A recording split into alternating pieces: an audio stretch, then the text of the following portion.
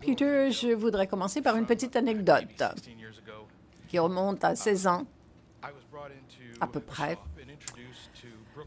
Dans une boutique, on m'a présenté Brooke Anderson comme Madame Peter Sheldon et je l'ai regardée et j'ai dit « Votre mari est mon critique d'art préféré ». Elle m'a dit « Que faites-vous jeudi soir ?» parce qu'il adore rencontrer des gens qui font ce genre de commentaires.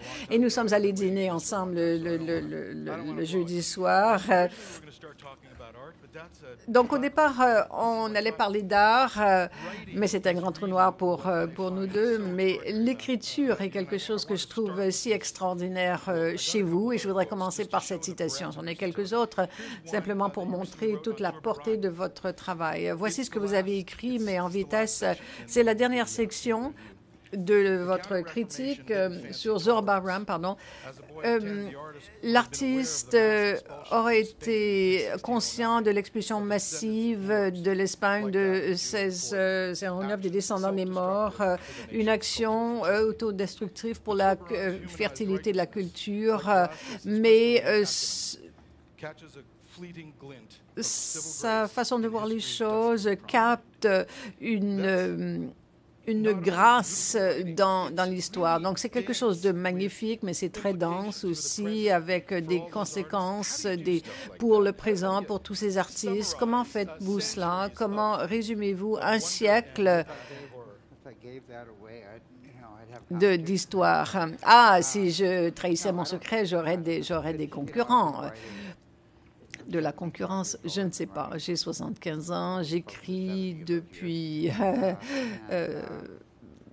70 ans sur les 75 et on s'améliore chaque fois, je suppose. Je ne sais pas, je ne sais vraiment pas. Je suis devenue poète, j'aimais les mots. Ma carrière comme poète remonte aux années 90. Je ne savais plus vraiment ce qu'était la poésie. J'étais très avant-gardiste. Et les parties dans le domaine des arts étaient tellement plus intéressants que ceux du domaine de la poésie. Les poètes étaient très durs les uns vers les autres.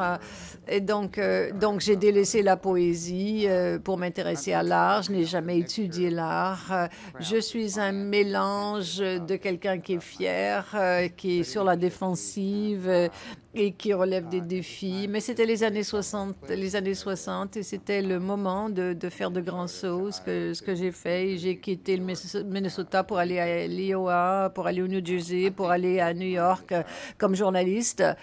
Et je pense, enfin, j'aime dire que mes meilleurs professeurs étaient des gens qui travaillaient pour de petits quotidiens, des rédacteurs en chef,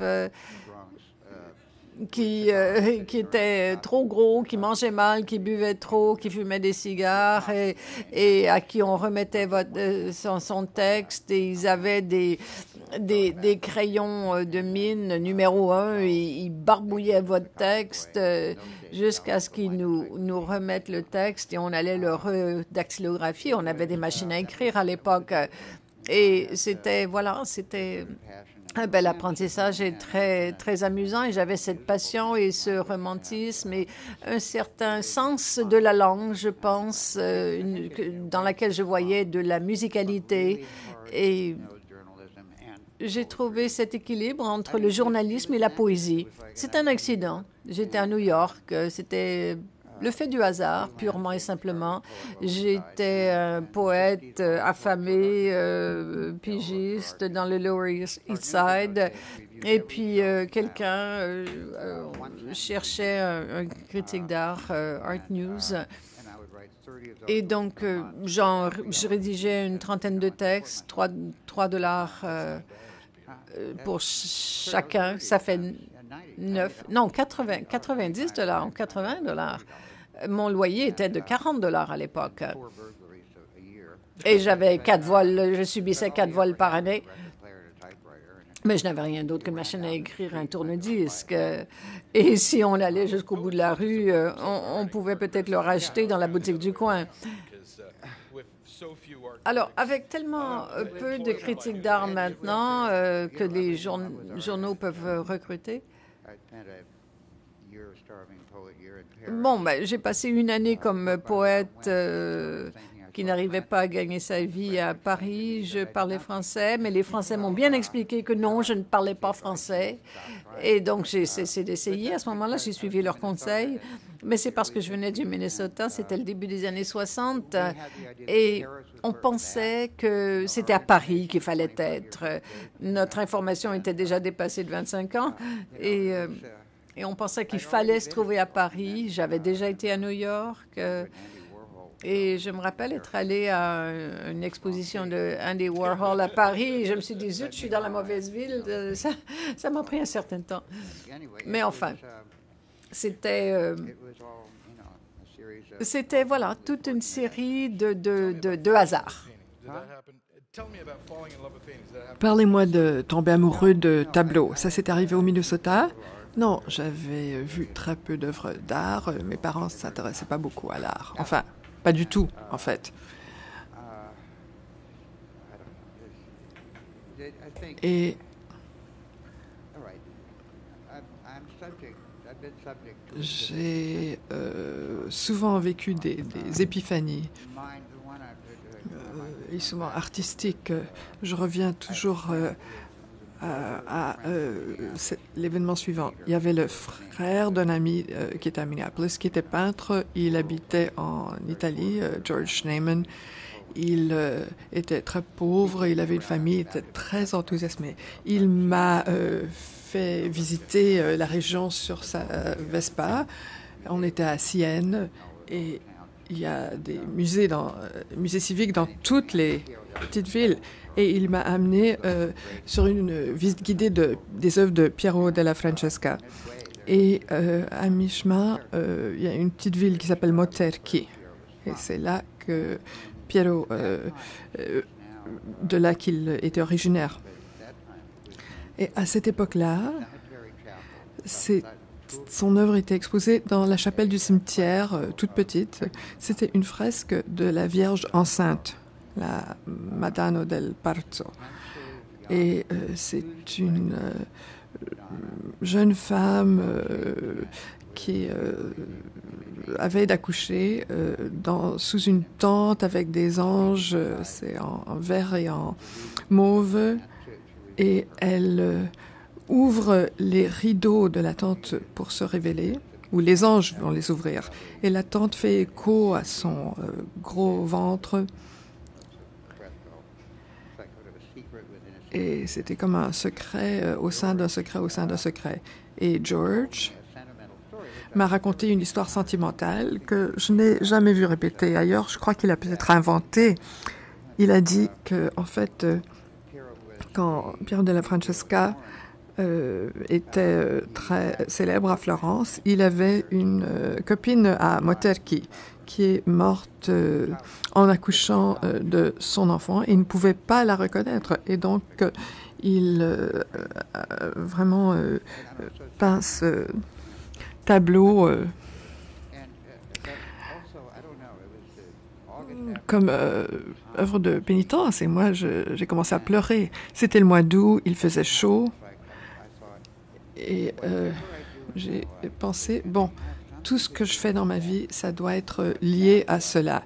Et ce que cela était, c'est quelque chose que j'essaie encore de déterminer, en fait. Et il y a aussi, après, c'était les tableaux de fleurs par Andy Warhol. Et pour changer quelque chose, une autre citation, c'est l'exposition des Américains au Musée national de l'Indien américain. Mais ce sont deux écrits récents pour les 2 ou 3 personnes qui n'ont pas encore lu cela. En tant que vieil homme blanc, je ne peux pas proposer le plaisir que je prends aux Américains comme modèle de réponse, vu la diversité de cerveaux qui brûlent de rage ou d'angoisse dans ce monde politique actuel. Mais je ose m'approcher à une spécialité de Paul Chadsmith qui laisse l'identité et les politiques se libérer l'un de l'autre et qui permettent à la sagesse de s'ancrer. Et lui, il était conservateur de l'exposition sur laquelle vous avez écrit, il est de la nation Cherokee. Oui, il est le conservateur en chef du musée de l'Indien américain à Washington. Et il est Cherokee. Alors, ici, oui, Comanche, non, et Cherokee. Oui, il y a une grande différence, je m'excuse. Comparé aux Comanche, les autres autochtones américains étaient comme des scouts, comme les filles, les guides.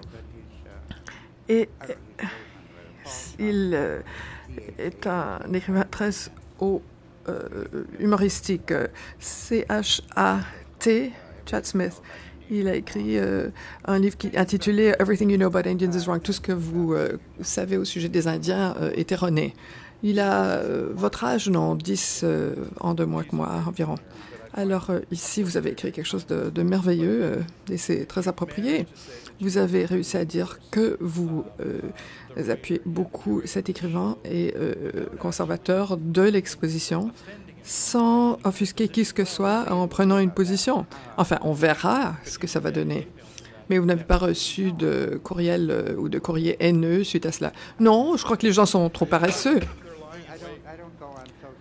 Moi, je suis pas présent dans les médias sociaux, alors peut-être qu'ils sont là avec des torches flambantes ou des flambeaux. Et ils m'en veulent. Alors, vous parlez de Peter Hujar pour parler de la versatilité de votre écriture.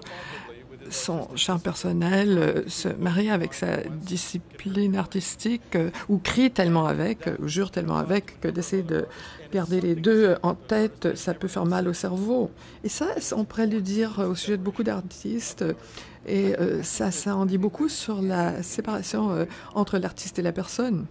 Je crois que tout art qui est original a recours à des connexions neuronales que nous, on n'utilise pas. Elles sont là chez nous. Et alors, quand on a besoin de s'en servir, ça fait mal de faire couler le courant au travers. Enfin, ça, c'est scientifique.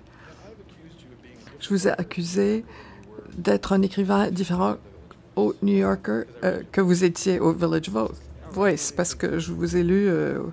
J'ai lu vos écrits pour les deux revues.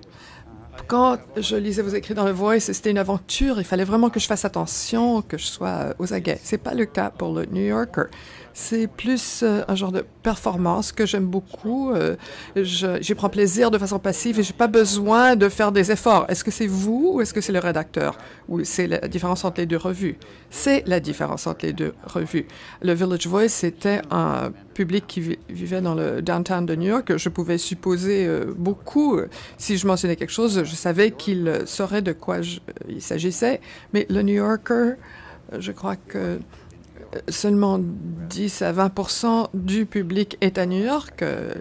Les autres lecteurs se trouvent ailleurs au monde, alors je peux rien supposer en ce qui a trait à leur connaissance.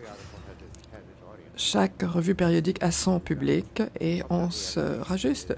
Et aussi, le travail que fait la rédaction est très rigoureux. Il y a c'est pas un style du New Yorker qui existe, c'est plutôt une norme du New Yorker. Il y a beaucoup de gens qui vont regarder les textes, faire des suggestions. Et j'en suis reconnaissant, en fait. Je crois que j'étais le plus heureux de ma vie quand j'écrivais au Village Voice. J'écrivais quelque chose à toutes les semaines. Pour le New Yorker, ils ont plus de critiques qu'ils n'ont de pages disponibles pour écrire des critiques d'art. Et donc, je ne travaille pas toutes les semaines. Et dans une grande ville, la sensibilité va être recyclée à tous les 7 jours. C'est comme une usine de production d'électricité. Si elle cesse ses fonctions, interrompt ses fonctions, il faut prendre du temps pour la remettre en état. Si vous voulez m'entendre me plaindre sur travailler au New Yorker, vous allez attendre jusqu'à votre mort. Je ne vais pas le faire. Non, c'est pas là où je voulais en venir, parce que moi, je ne vais pas me plaindre au sujet du New Yorker, en fait.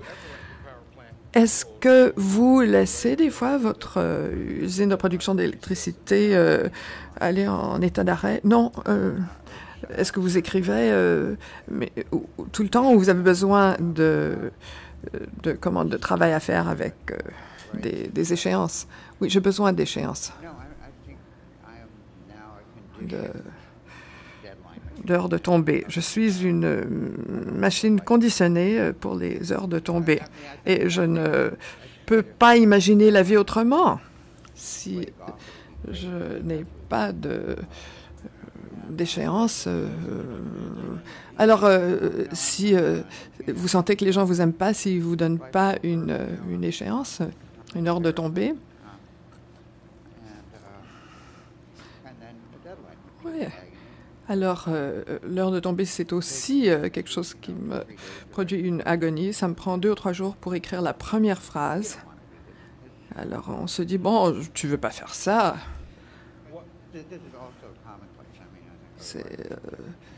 Je crois que c'est comme ça pour tous les écrivains, en fait. Bon, alors si on parle d'autres écrivains, pourquoi est-ce que le monde des arts est si célèbre pour son écriture horrible? C'est intéressant parce que le monde des arts était une fois minuscule. Quand je suis arrivée dans les années 60 et j'ai commencé à travailler, il y avait quelques galeries d'art sur la rue Madison et quelques-unes sur la 57e rue, et c'était tout. Il y avait quelques musées et quelques publications. J'ai l'impression que le monde des arts qui est important pour moi est toujours assez petit, assez restreint. Ce sont les gens qui ont l'art à cœur, qui s'en soucient. Et il y a beaucoup de gens qui ont quelque chose à faire avec le monde des arts qui s'en soucient pas. Mais enfin, bon, tout le monde a besoin d'un emploi et le système a besoin d'argent aussi. Alors, c'est devenu une machine à argent, une machine qui produit du prestige. C'est vraiment la période de l'histoire dans laquelle nous sommes. Avant les années 60, je crois qu'il y avait personne qui avait une formation pour devenir critique d'art. C'était tout arrivé par hasard. Il y avait beaucoup de poètes, surtout des poètes dont Baudelaire aurait été le pionnier. C'est l'oncle fou inspiré. Apollinaire, Frank O'Hara, John Ashbery, c'était des poètes qui étaient mes héros dans les années 60 à New York. Tous d'excellents écrivains. Et Harold Rosenberg était un poète. Clement Greenberg est un intellectuel plein d'ambition qui a commencé à écrire sur l'art parce que il y avait une revue dans les années 30 qui avait besoin de critiques d'art et il s'est présenté. Alors tout était autodidacte. Mais c'est devenu une discipline universitaire. L'histoire des arts l'avait toujours été, en fait. Et il y a des gens qui commencent à écrire des critiques d'art qui avaient rédigé des travaux universitaires. Ça ne devrait pas être impossible physiquement de faire cette transition, mais ça semble l'être parce que personne ne l'a réussi. Une fois qu'on a ces sons, ces mélodies dans sa tête, on ne peut pas s'en débarrasser. Ces mots abstraits. La différence, c'est que l'écriture dans le milieu universitaire, c'est quelque chose qui est écrit pour des gens qui sont obligés de le lire. Et l'écrivain le sait. Et si l'auteur démontre un peu de style, d'humour, quelque chose de spécial, les gens vont lui en vouloir, vont lui dire non, faites simplement le travail. Si les gens ne prennent pas plaisir à ce que moi j'ai écrit, moi je meurs de faim et personne n'est obligé de lire ce que moi j'ai écrit, c'est entièrement facultatif. Mais entre la poésie, le journalisme, je me souviens d'une époque où le journalisme, c'était la plus grande insulte qu'on puisse adresser à un critique. Mais j'ai décidé, je suis un journaliste. Le journalisme, c'est toute une autre paire de manches, ou le type de journalisme que vous faites. Oui, j'espère que c'est aussi de la littérature à un certain niveau. Oscar Wilde avait dit Le journalisme est illisible et la littérature n'est pas lue. Alors, vous avez démontré qu'il se trompait. Donc, vous écriviez beaucoup sur l'art contemporain au Village Voice et maintenant, vous écrivez moins souvent au sujet de l'art contemporain. Est-ce que vous écrivez toujours à ce sujet? Est-ce que vous le faites toujours de la même façon que vous écrivez sur les vieux maîtres? Est-ce que ça, c'est vous ou c'est le New Yorker? Enfin, c'est pour les deux raisons. J'écris moins souvent, je suis obligée de faire les critiques d'art des grandes expositions. Et au Village Voice, bon, alors j'avais le temps de faire toutes sortes de petites visites de petites galeries de temps à autre. Et parfois, j'écris certaines des critiques anonymes, de petites critiques. Et le rédacteur de la revue, il y a quelque chose de pas signé dans ce qui se passe en ville, me donne une liste d'artistes dont je n'ai jamais entendu parler et il m'envoie aux galeries dans le Lower East Side. Et ça, c'est très bon pour moi. Parce que moi, je reste à la maison souvent maintenant.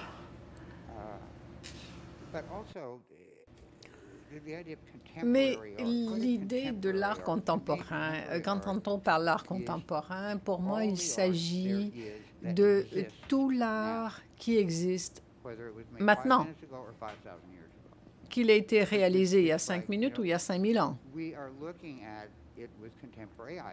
Parce qu'on le regarde avec un regard contemporain. Il n'y a pas d'autre sorte de regard. Les autres sont morts ou pas encore nés.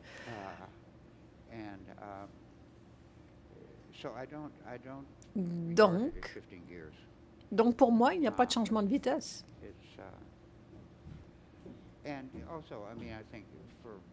Et pour mon propre plaisir aussi, je retourne au Métropolitain voir la collection Frick et les anciens. Est-ce que Shakespeare est un vieux maître auquel on ne s'intéresse plus? Est-ce que Shakespeare, c'est de la littérature? On le joue tout le temps. Chaque génération se teste avec Shakespeare. Et les amateurs d'art sont des gens qui font cela. Vraiment scolarisés ou non, sont des gens qui font cela. Et une fois qu'on a compris, tout le reste ne compte plus parce qu'il n'y a rien de mieux. Un de mes peintres abstraits, c'est Gilles Leroy. Il est décédé du nord de la France. Il peignait régulièrement la même chose. Et quelqu'un a dit il avait dit qu'il n'aimait pas Poussin jusqu'à ce qu'il voit une de ses œuvres à l'envers. Et donc, voilà, c'est comme ça qu'il décrivait sa propre œuvre dans le contexte de Poussin. L'œuvre de Gréco à l'envers, ça c'est une révélation, soit dit en passant. Prenez une reproduction, tournez-la à l'envers, et il y a cette curiosité au sujet d'El Greco. On pense que c'est l'élongation des personnages, mais en fait c'est une gravité à l'envers, un effet de gravité à l'envers. On ne s'en rend pas vraiment compte parce que la plupart de ces personnages sont assis ou debout, mais si vous tournez le tableau, les personnages commencent à tomber. En fait, c'est comme les lampes avec de la lave à l'intérieur, enfin une fausse lave, et on tourne son œuvre à l'envers et on se rend compte en fait que tout est assujetti à une gravité à l'envers. Et Picasso avait compris cela, je pense. Vous vivez à la place Saint-Marc, St. Mark's Place. Vous êtes là depuis 40 ans, 45 ans, la première et la deuxième. Ma fille, qui est une merveilleuse écrivaine, a écrit l'histoire de la place Saint-Marc's du XVIIe siècle et ça s'appelle St. Mark's is Dead. St. Mark's est mort parce que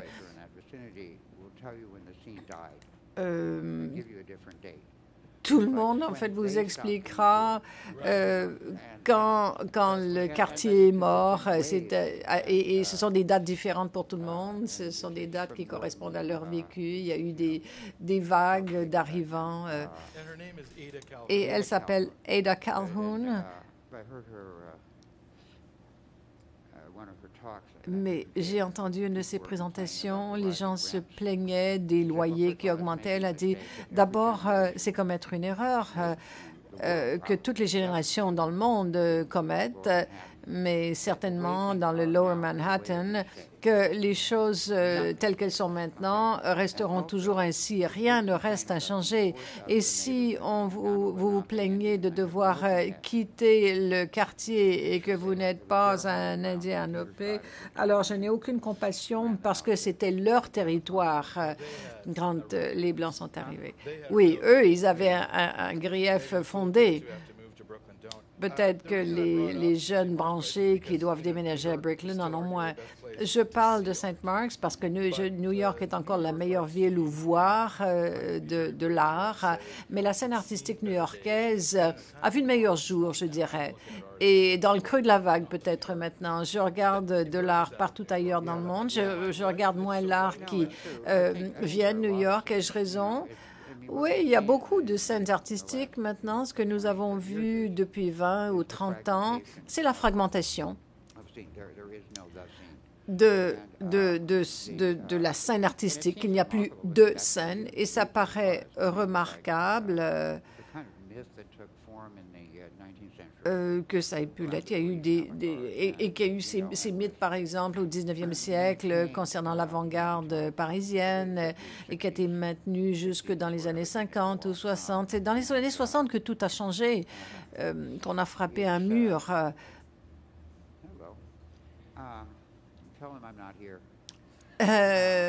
Allô, allô, mais dites-leur que je ne suis pas là. Oui.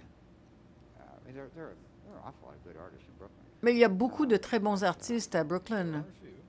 Oui, il y en a quelques-uns. Donc, c'est de la mort de scène artistique. New York restera un centre comme Londres, Los Angeles dans une certaine mesure, mais surtout New York et Los Angeles et Londres, parce qu'on parle d'art conceptuel, d'art autochtone, en dehors de cela, de vidéos, on parle d'œuvres uniques réalisées par des artisans, des choses faites à la main, et qui peuvent se trouver dans une pièce à un moment donné, donc qui doivent être concentrés. C'est très intéressant. C'est la seule forme d'art, en art visuel, qui économiquement n'est pas appuyée par la vente de billets ou de copies. Pensez-y. Et donc, au plan économique, et c'est ce qui est curieux du marché maintenant, le consommateur économique d'une œuvre d'art, c'est une personne qui l'achète, une seule personne, ou alors l'œuvre aboutit dans un musée. Si elle aboutit dans un musée, elle n'est pas nécessairement exposée. Je ne sais pas quel pourcentage de la collection du musée des arts contemporains qui est exposée. J'ai détesté quand ils ont fait cette construction de l'atrium de 4 ou 5 étages. Je me suis dit, bon, encore un autre atrium corporatif au centre-ville de Manhattan, alors qu'ils auraient pu construire tellement de galeries pour exposer ces œuvres d'art. Est-ce qu'on peut parler d'argent? Oui. Est-ce que l'argent ruine le monde artistique? Non, l'argent ruine l'argent. Je ne sais pas. Il y a toujours un marché. Depuis le 17e siècle, il y a toujours eu des marchés. Depuis que l'art n'a plus été l'apanage des aristocrates et du monde religieux, Rembrandt a été le premier entrepreneur, en fait. Il a fait beaucoup d'argent. Il a utilisé les forces du marché, puis ensuite il a fait faillite complètement et lamentablement. Mais il y a une époque, dans les années 70, début des années 80, où le marché, après une grande récession, a rebondi. J'étais emballée, en fait. Si le marché n'est pas déterminant, ce sont les institutions qui sont déterminantes, les conservateurs qui décident, les universitaires qui décident. Et ces gens-là, ce sont des gens très ennuyants. Merci beaucoup. Non, non, pas tous et pas toujours. Pas tous et pas toujours. Voilà, je viens de vous mettre à l'abri. Mais j'ai toujours pensé que les marchés prenaient de meilleures décisions artistiques dans l'ensemble que tout critique. Mais c'était à une époque où beaucoup d'argent, c'était toujours beaucoup d'argent. L'économie était différente, le monde était différent. 2 ou 3 ou 4 fois dans ma vie, j'ai acheté, mon épouse et moi avons acheté une œuvre d'art en retenant notre souffle. Parfois, on pouvait à peine se permettre quoi que ce soit, mais on a acheté ces œuvres d'art et j'ai découvert une vraie vérité. Écrire un chèque, c'est tellement plus sincère que d'écrire une critique d'art. Parce que ça fait mal, ça fait mal. Je dois être vraiment, vraiment sérieux. J'écris une critique, je suis payé, mais j'écris un chèque, là, c'est du sérieux. Depuis les années 90, pendant, les choses ont complètement déraillé et explosé. Il y a les gens ont tellement d'argent que ça n'a plus le même sens. Ce n'est pas que le prix de l'art est trop élevé, c'est que l'argent ne vaut plus rien. C'est que les gens en ont des camions pleins. Donc, des gens qui ont une richesse illimitée, qui savent comment l'accumuler, comment l'avoir. Et c'est intéressant, en fait. Avant les années 60,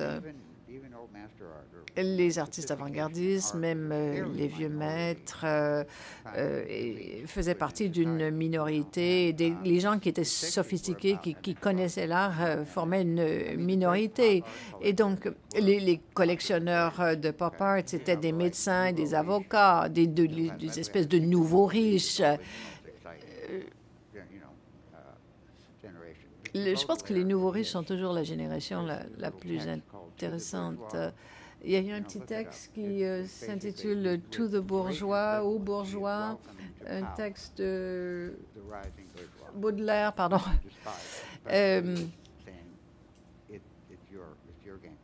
Et il dit, bon, c'est à vous de jouer, c'est à vous de jouer. Le bourgeois, Baudelaire et son bourgeois gentilhomme, voilà. Et donc,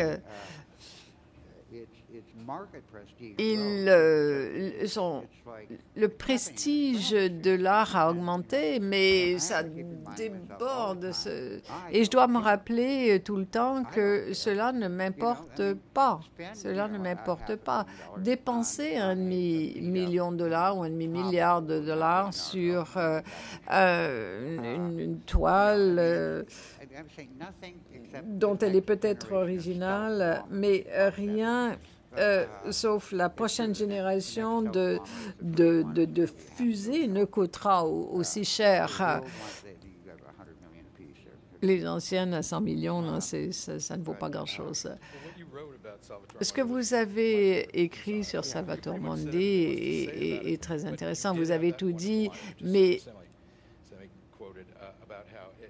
vous avez dit que si on dépense un demi-milliard de dollars pour acheter une petite peinture, ça signifie que l'argent n'a plus de sens, ne veut plus rien dire. Il a dit, je me suis dit, il a raison. Et c'est Leonardo aussi. On a 18, 19 œuvres de lui et il peignait, mais ce n'était pas un peintre, c'était un génie. Mais pourquoi est-ce qu'il est si attirant maintenant? Je pense que c'est à cause de la technologie et de l'attrait de la technologie. C'était un technicien et essentiellement, c'était comme un jeune garçon de 14 ans. Un peu le techno branché, le jeune techno branché.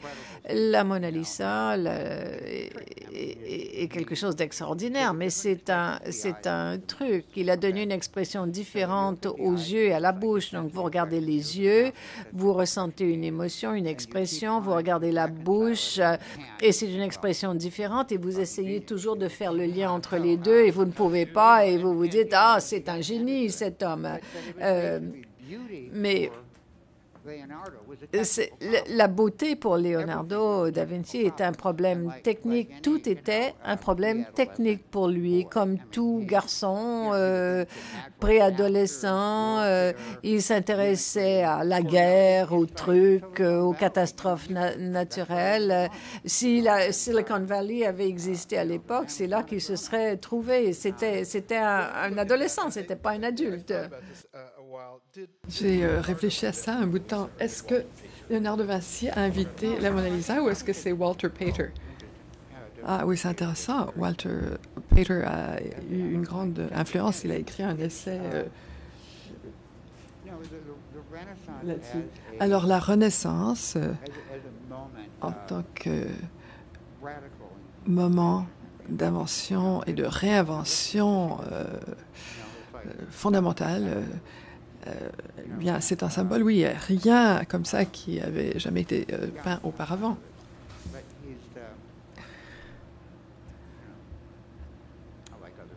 Mais j'aime bien ça, mais j'aime aussi l'autre peintre. Voici quelque chose de... Je vous envoie ailleurs. Est-ce que vous croyez au postmodernisme? Vous croyez que c'est vraiment quelque chose? Je crois que c'est un mot, oui, c'est un... mais est-ce que ça décrit quelque chose vraiment? Oui, j'aime ça parce que c'est complètement farfelu. Qu'est-ce que ça veut dire moderne? Moderne, ça veut dire maintenant. Post, ça veut dire après. Alors après, maintenant. Alors c'est quand ça exactement? Eh bien, c'est demain peut-être. Alors on a cette sensation d'être mis en dehors du temps et ça arrive assez souvent. C'était encore un mouvement universitaire. Cette idée de l'art en tant que modernisme, en tant que marche de styles successifs, a complètement éclaté à la fin des années 60. Mais les universitaires n'étaient pas prêts à le laisser tomber parce que ça leur donnait trop de pouvoir identifier le cours de l'histoire. Donc, ils ont comme pris tous les morceaux. Après que ça a éclaté, on les a remis ensemble et voilà, on y met quelques vis, quelques boulons et il y a beaucoup de fumée, mais ça continue à avancer. Donc, ils ont ajouté le poste pour pouvoir s'accrocher au modernisme. Ouais, je crois que ça, c'est assez profond, en fait. Parce que où je voulais en venir, c'est que je crois que le postmodernisme, c'est un style au sein du modernisme. Mais vous l'avez dit de façon bien plus instructive que moi. C'est pas qu'on est en train de se faire concurrence, en fait. Alors, il y a de nombreuses années, vous avez écrit quelque chose que j'ai lu et relu. Vous avez dit que les musées d'art ne sont pas un endroit sécuritaire pour les amateurs d'art. J'ai pas dit ça. Les musées d'art, je crois que j'ai dit que je détestais les musées. Est-ce que vous pouvez nous en dire plus?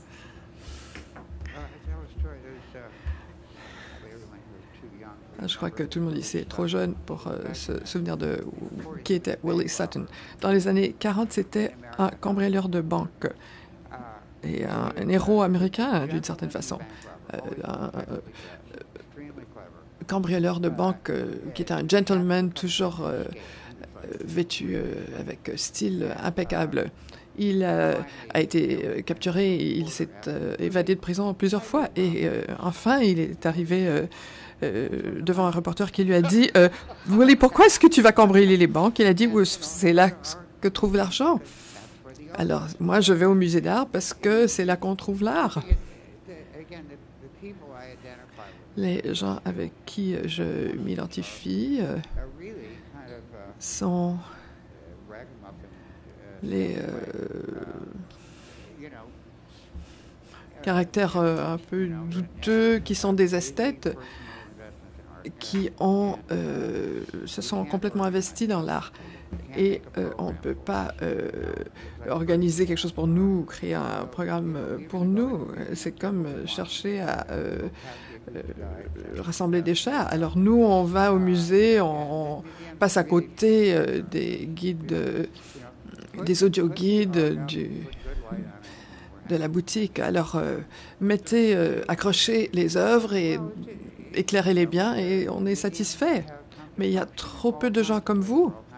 Alors, les musées, ça joue un rôle, toutes sortes de rôles pour toutes sortes de différentes personnes, et ça, c'est bien. Vous voyez, tout le monde rassemblé ici. C'est comme l'assistance à l'Église. Ils ont remplacé les établissements religieux d'une certaine façon.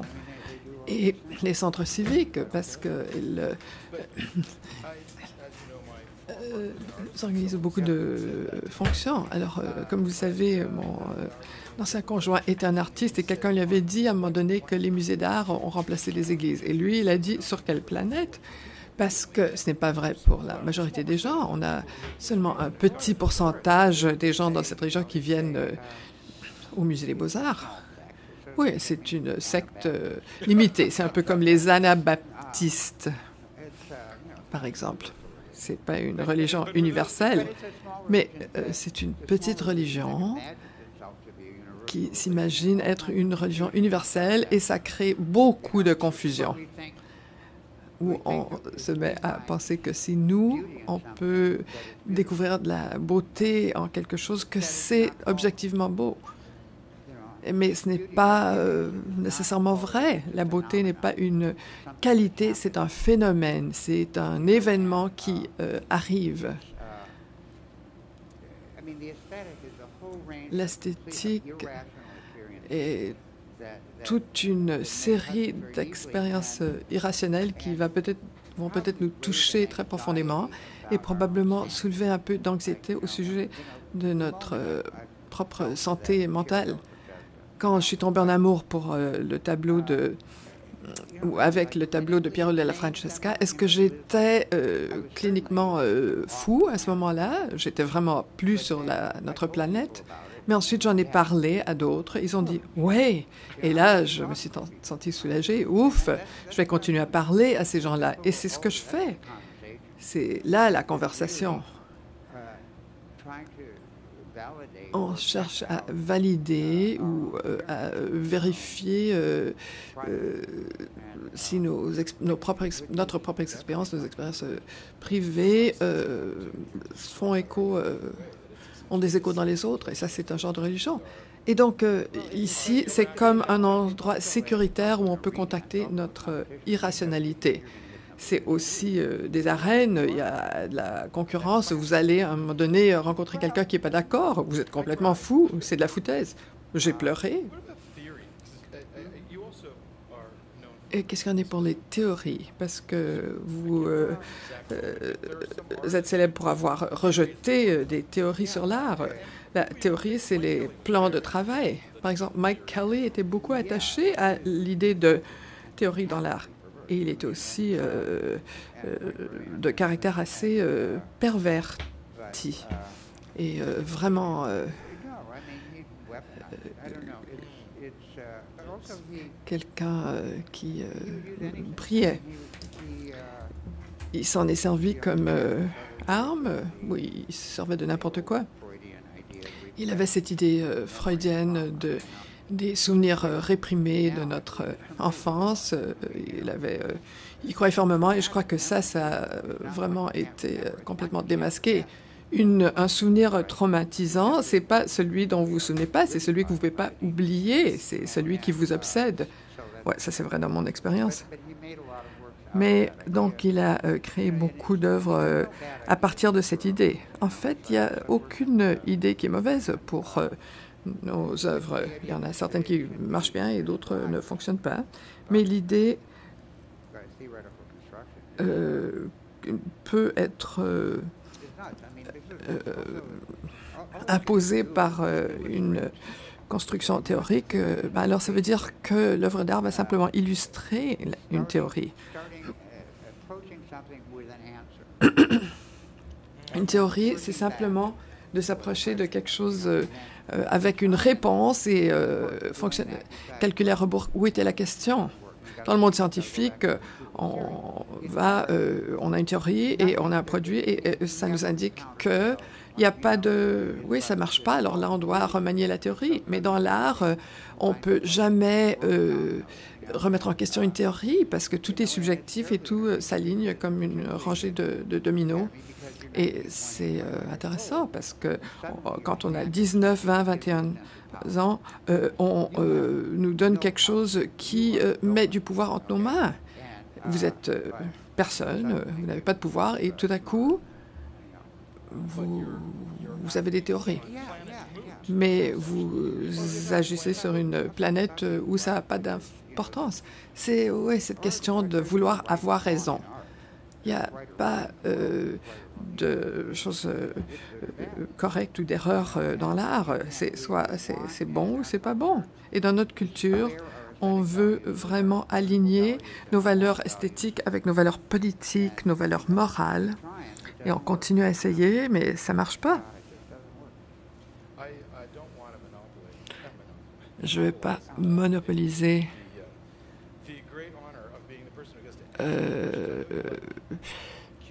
les questions. Alors, je sais que vous aimez les séances de questions et réponses et j'imagine qu'il y a probablement plusieurs personnes ici présentes qui pourront penser à une question qu'ils voudraient poser. Est-ce que c'est le moment de le faire? Est-ce qu'il y a en fait des gens qui aimeraient poser des questions? Il y a un microphone.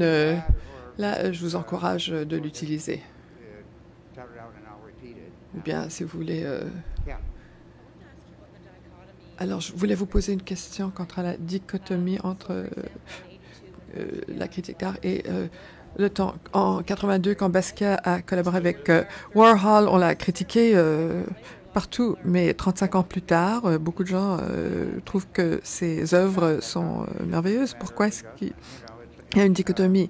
Enfin, c'est pas une dichotomie, c'est vraiment une question de s'ajuster. Tout ce qui est vraiment nouveau et différent va nous offusquer. Et les gens qui vont immédiatement accueillir ce qui est nouveau, je crois que c'est pas honnête, parce qu'il y a un mécanisme biologique qui cherche à nous aider à conserver notre sentiment de réalité. Et tout ce qui est nouveau, c'est quelque chose qui attaque cela. Alors, quelqu'un va dire, bon, j'ai vu ça, je le déteste, il me demande qu'est-ce que... Moi, je dirais, je dis, retournez, allez voir ce qui arrive. Peut-être que vous allez le détester encore plus, mais donnez une autre chance à cette œuvre. Peut-être que c'est pas si menaçant, peut-être que c'est quelque chose d'intéressant. Tout tient ensemble à l'intérieur des humains, perdu avec du scotch tape. On a des instructions pour... comment fonctionner. Mais si on est adaptable, on fera de la place pour cet nouvel élément et on pourra se réorganiser pour avoir de l'intégrité après ça. Oui, c'est intéressant, cette question de Basquiat. Moi, je n'aimais pas tellement ses collaborations. Je crois que ça va, mais... C'était très généreux de la part de Warhol de le faire, parce qu'à ce moment-là, Basquiat avait beaucoup de difficultés. Il était drogué, il n'était plus au sommet de ses pouvoirs. Mais tout le monde qui n'aime pas ce qui est à la mode ou ce qui est un peu superficiel, l'a ciblé. Ces collaborations, c'était aussi l'idée de galériste. Oui, Julian Schnabel a fait un film sur Basquiat qui est un très bon film.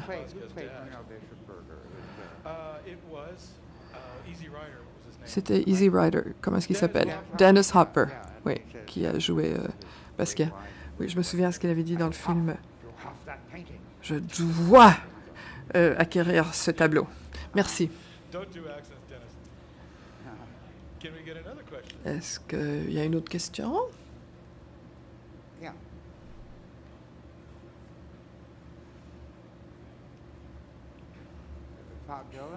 Bob Dylan? Non, il est terrible comme peintre. Enfin, il peint mieux que moi. Oui, j'ai fait de la peinture. J'aime dire que j'ai fait assez de peinture pour pouvoir respecter les peintres médiocres de façon curieuse. C'est très difficile. Alors, être médiocre, c'est déjà une grande réussite. Mais Bob Dylan, j'ai une histoire intéressante à son sujet. Je crois qu'il a vraiment tué la poésie en tant que forme d'art. C'est ce que le poète dit. Oui, la poésie, c'était quelque chose de très important au début des années 60, quand j'ai commencé à en faire. Il y avait... c'était quelque chose de très bien vu. Est-ce qu'il y en a qui connaissent Taylor Mead? C'est un vieux gars dans le downtown boho, un gars qui est un peu fou, mais exceptionnel. Et on l'a amené à un café, un coffee house à Greenwich Village en 1962. Et il disait, voilà un jeune gars du Minnesota qui jouait de la guitare. Et à la pause, il a dit, les poètes sont finis. Et bon, et après ça, c'était comme ça. À partir de ce moment-là, toute jeune personne qui a le potentiel d'être un bon poète va se trouver dans le garage avec sa guitare. La musique pop des années 60 a d'excellents textes. Et il y a encore quelques gens qui vont dessiner quelques lignes pointues sur un morceau de papier. Moi, j'ai cessé de lire Baudelaire quand j'ai découvert David Bowie. Donc, oui, ça... il y a de la vérité là-dedans. Oh! Trop d'informations. Une autre question? Que pensez-vous de l'art canadien? Ça, c'est une question très dangereuse. Demandez aux Australiens ce qui est arrivé quand on lui a posé cette même question pour l'Australie. L'art canadien, Stan Douglas, je ne sais pas. Vous l'avez appelé ce qu'il y a de plus proche d'un génie dans Village Voice, c'était vous, Stan Douglas, c'est vrai. Oui. Et aujourd'hui, qui est-ce qu'on regardait? On regardait Lauren Harris, que vous adorez maintenant. Oui, j'aime beaucoup la collection que vous avez ici, en fait. Ça a été une révélation pour moi, je dois dire. J'avais vu certaines de ses œuvres, j'en ai vu à Toronto, et ça n'avait pas vraiment... ça ne m'avait pas ému, mais mon bon ami Steve Martin est très, très, très amateur de peinture canadienne, et chaque fois que je vais chez lui, il y a une nouvelle œuvre que je ne connais pas, je ne sais pas de qui elle est en général, elle est d'un Canadien. Voilà.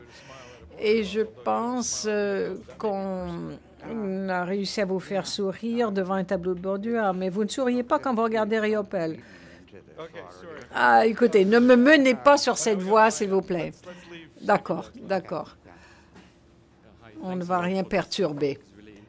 Merci de cette conférence, est très intéressante. Je suis intriguée par cette phrase. Vous avez dit que l'art est un procédé et dans un autre contexte que c'est très subjectif. Et donc, en tant que personne qui travaille dans le domaine des arts, avec vos émotions, etc. Et puis ensuite, vous écrivez pour tout le monde. Comment pouvez-vous être si subjectif et ensuite avoir le culot, si on peut dire, d'écrire pour le monde entier? Avez-vous posé cette question à Dostoïevski ou Tolstoï? En fait, Dostoïevski, c'est un bon exemple. On ne peut pas être plus subjectif que lui. Et puis, il s'adressait à tout le monde. C'est... Enfin, ce qui est universel, c'est que nous avons tous une vie intérieure où nous sommes généralement seuls et déroutés. Et une belle écriture, de belles œuvres d'art rendent les choses viables pendant un instant. Rien ne nous sauve à long terme. Mais, enfin, j'aime penser que c'est une espèce de symbiose qui s'établit avec l'artiste ou l'écrivain. C'est un congé de moi-même. Je me fatigue d'être moi-même et je regarde un Rembrandt, je regarde un portrait de Rembrandt et je capte Rembrandt et le sujet, et c'est comme une réalité virtuelle, et je pense avec un autre cerveau, et je ressens les choses avec un autre cœur pendant un moment, et puis je réintègre mon corps, je réintègre moi-même après, et puis ensuite je veux recommencer le procédé. En fonction de ce que vous voyez aujourd'hui, voyez de ce qui est bon et moins bon et affreux, quel serait votre conseil pour les jeunes artistes aujourd'hui? Mettez-vous au travail. Conseil pour les artistes en devenir, écoutez. Je ne sais pas. Acceptez votre vocation. C'est fou d'être un artiste, c'est complètement fou. Acceptez votre sort et rendez-vous compte. D'abord, vous n'êtes peut-être pas un artiste, vous vous rendrez compte que vous n'êtes pas vraiment un artiste, ce qui serait une bonne fortune, et vous pourrez avoir une vie normale et être heureux. Le découvrir assez rapidement, ça pourrait être une chance. Alors, je ne sais pas. Pouvez-vous préciser un peu votre question? Oui.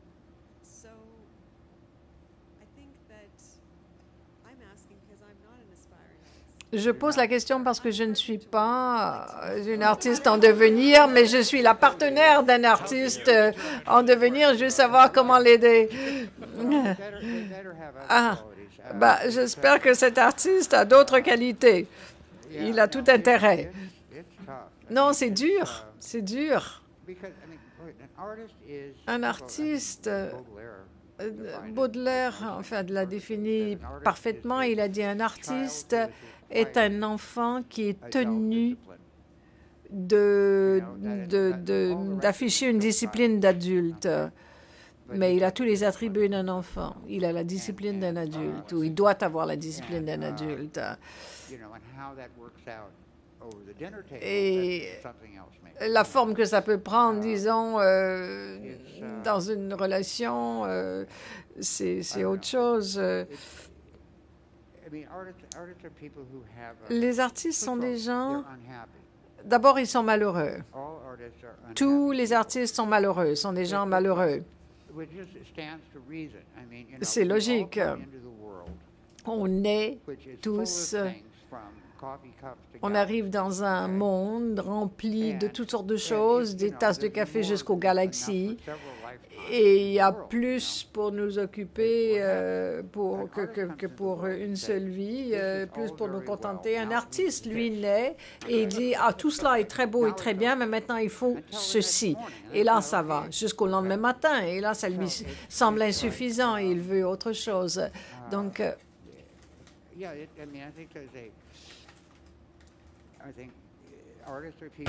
Les artistes sont des gens qui consacrent leur vie entière à surprendre le bonheur et qui échouent chaque fois, à créer des embuscades pour le bonheur, mais qui échouent chaque fois et qui réessayent, mais qui échouent constamment. Merci. Je pense que ça va être la dernière question. C'est peut-être pratique. Ma question, c'est quel conseil est-ce que vous pouvez donner aux artistes pour reconnaître qu'ils sont toujours, pour être reconnus de leur temps? Oui, il faut être très, très bon. Moi, je n'ai pas encore terminé la question. Et si on pense à Van Gogh, si il était vivant de nos jours, je ne crois pas qu'on l'aurait reconnu parce que ses tableaux n'ont jamais été vendus, il n'a pas eu d'exposition. En fait, il a eu 3 ans où il a produit de bonnes œuvres. S'il était resté en vie 50 plus, il aurait réussi. Oui, il avait beaucoup des avantages. Il avait un plus grand avantage que beaucoup d'artistes ici qui n'ont pas un frère qui est marchand d'art. Et si on habite à Ottawa, c'est pas un endroit idéal pour les artistes. Alors, quel conseil est-ce que vous auriez pour les artistes? Alors, bon, c'est comme un rat. On apprend comment ça fonctionne dans les égouts. On apprend la géographie. Alors, si on manque d'informations, on va la chercher et on découvre aussi son propre tempérament. Certains gens sont extravertis, sont de bons manipulateurs et vont trouver moyen de réussir. D'autres gens, en ce qui a trait à la célébrité, c'est une substance très toxique et seulement certains organismes peuvent composer avec. Ça va détruire d'autres personnes. Et je dois vous dire une chose que je dis aux enfants quand je vais parler dans les écoles, c'est que quand on vient à la ville, si vous allez à un centre, un endroit quelconque où il y a des pairs avec lesquels vous pouvez avoir un contact, vous serez personne. Et d'être personne, c'est douloureux. Mais les jours où vous êtes personne, ce sont les jours les plus importants de votre vie en ce qui a trait à votre carrière. Moi, j'étais poète, j'avais décroché de l'école dans les années 60, dans une époque où le journalisme était vraiment mal vu dans le monde des arts. Mais moi, j'étais Peter le poète. Bon, je connaissais les artistes, je me tenais avec eux, je couchais avec eux, je buvais avec eux, mais j'étais simplement Peter. Et toute situation complexe, si on n'est personne, personne va chercher à vous mentir. Vous allez obtenir la vérité de tout le monde parce que vous n'avez pas d'importance. Dès que vous devenez quelqu'un, on vous dit plus jamais la vérité. Tout le monde essaiera de vous présenter les choses comme ils veulent. Bon, parce que on est vraiment gouré. Et sur ça, j'aimerais vous remercier pour votre générosité ce soir. Je crois que c'est la meilleure entrevue que j'ai entendue. La meilleure entrevue de vous que j'ai entendue. C'était merveilleux.